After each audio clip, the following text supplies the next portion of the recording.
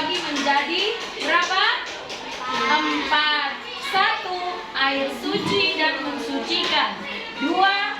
Air suci dan dapat menyucikan. Dan yang keempat adalah air mutanajis. Nah, itu jenis-jenis air. Ada 4 pembagian jenis-jenis air, ya. Kita masuk di macam-macam najis. Macam-macam najis, yang paling berat adalah najis mukof. Yang paling ringan adalah najis mukofafah.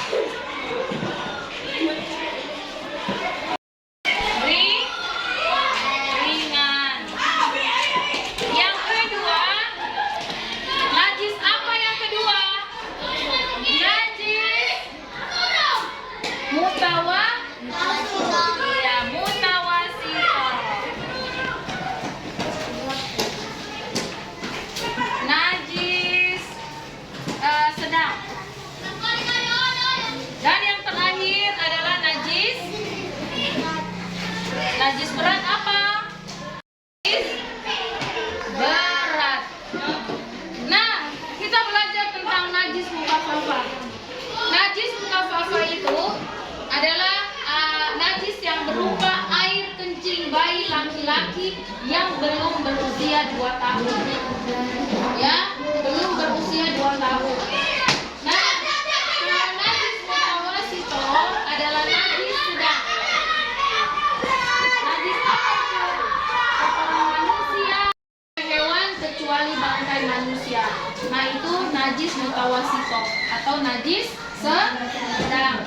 Sementara yang terakhir najis mughalazah. Mughalazah itu adalah najis yang paling berat. Apa saja? Antara lain menyentuh atau disentuh babi, ya, terkena air liur anjing, baik secara mandi wajib. Mandi wajib itu ada 4. Mandi junub, mandi haid, mandi wiladah, dan mandi nifas. Ya, oke, kita lanjut lagi. Yang kelima adalah berwudu. Di dalam berwudu itu ada sunnah wudu, ada rukun wudu. 6. Yang pertama niat, rukun wudu. Yang pertama niat. Yang kedua membasuh wajah. Yang ketiga membasuh kedua tangan beserta kedua siku. Yang keempat mengusap sebagian kepala. Yang kelima membasuh kedua kaki bersama kedua mata kaki. Dan yang keenam adalah tertib. Jadi itu adalah 6 rukun wudu. Nah, sekarang yang apa sih yang termasuk dalam sunnah wudu?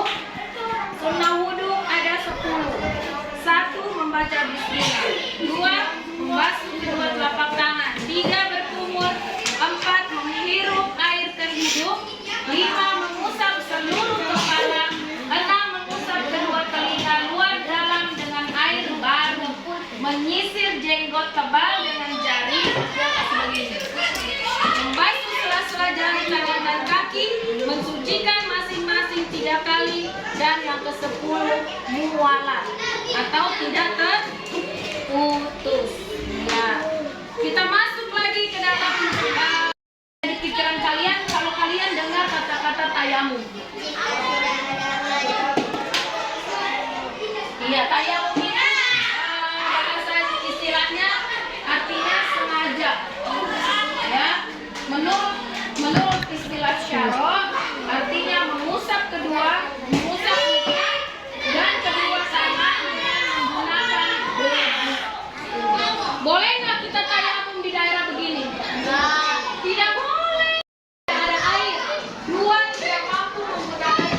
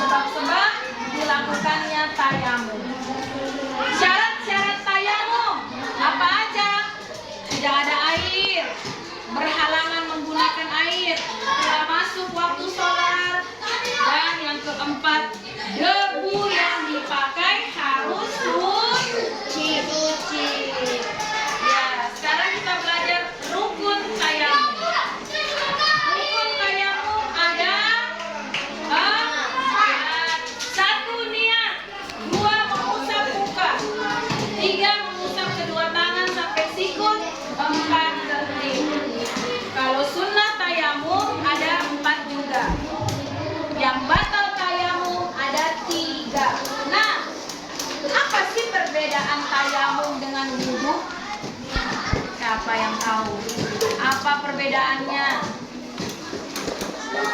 Kalau tayamum hanya boleh digunakan untuk 1 kali sholat fardu untuk tiap tayamum, ya. Tapi kalau yang namanya wudhu boleh digunakan untuk melakukan sholat fardu secara berulang-ulang. Nah, itu perbedaan tayamum dengan wudhu, ya. Sekarang yang terakhir, mandi wajib. Nah, mandi wajib salah satu ya.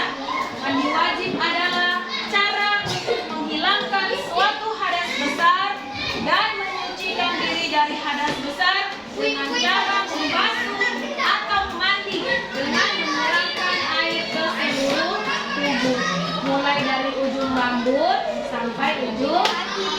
Oke. Tata cara mandi wajib ada 3. Sunnah mandi wajib ada 7, ya. Dan sebab alasan seseorang harus mandi wajib ada 5. Oke, nanti minggu depan kita belajar lagi tentang toharo lebih jelasnya. Dan yang terakhir adalah istinja. Apa itu istinja? Sebelum berwudu kan kita harus istinja. Apa istinja? Istinja menurut bahasa adalah terlepas atau ya. Sedangkan istinja menurut istilah syariat Islam adalah bersuci sesudah buang air